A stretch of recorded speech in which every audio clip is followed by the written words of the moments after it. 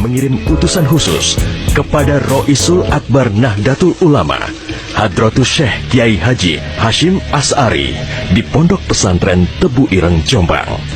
Tujuannya meminta fatwa Kiai Hashim tentang hukumnya berjihad membela negara yang notabene bukan negara Islam seperti Indonesia.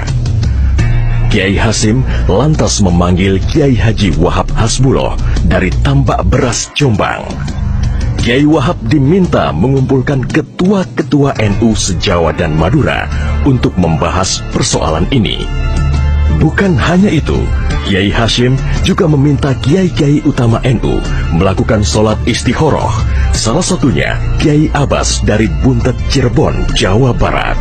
21 Oktober 1945, seluruh delegasi NU se-Jawa dan Madura telah berkumpul di kantor pusat Ansor di Jalan Bubutan, Surabaya.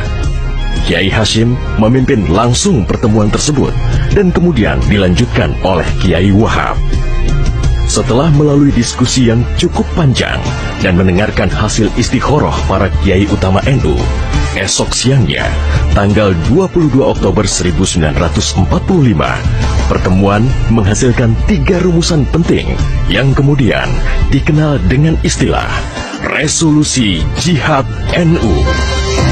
Pertama, setiap muslim, tua, muda, dan miskin sekalipun, wajib memerangi orang kafir yang merintangi kemerdekaan Indonesia. Kedua, pejuang yang mati dalam membela kemerdekaan Indonesia layak dianggap syuhada. Ketiga, warga yang memihak kepada Belanda dianggap memecah belah persatuan dan oleh karena itu harus dihukum mati.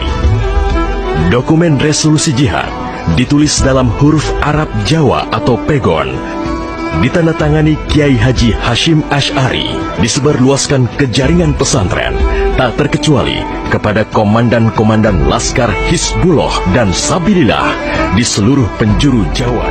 Hanya berselang 3 hari pasca resolusi jihad dicetuskan, 6.000 tentara sekutu mendarat di Pelabuhan Tanjung Perak, Surabaya dengan persenjataan lengkap. Mendengar kedatangan pasukan penjajah, ribuan santri dan kiai dari penjuru Jawa Timur bergerak menuju Surabaya. Situasi pun terus memanas dan cenderung tak terkendali. Resolusi Jihad NU telah memompa semangat perlawanan rakyat dan memicu terjadinya pertempuran hebat selama 3 hari di Surabaya, tanggal 27, 28, dan 29 Oktober 1945. Tentara Inggris kewalahan menghadapi perlawanan rakyat Jawa Timur. Mereka lantas mendatangkan Bung Karno ke Surabaya untuk diajak berunding melakukan gencatan senjata. Pagi hari tanggal 30 Oktober, gencatan senjata ditandatangani pemerintah Indonesia dan Inggris. Namun, sore harinya terjadi insiden di Jembatan Merah yang menewaskan orang nomor 1 tentara Inggris di Surabaya, Jenderal Malabi. Gencatan senjata pun langsung berakhir. Pengganti Malabi, Jenderal Robert Munser, mengultimatum Laskar Pejuang dan tentara Indonesia agar menyerahkan senjata kepada Inggris paling lambat 10 November 1900 Indonesia agar menyerahkan senjata kepada Inggris paling lambat 10 November 1945.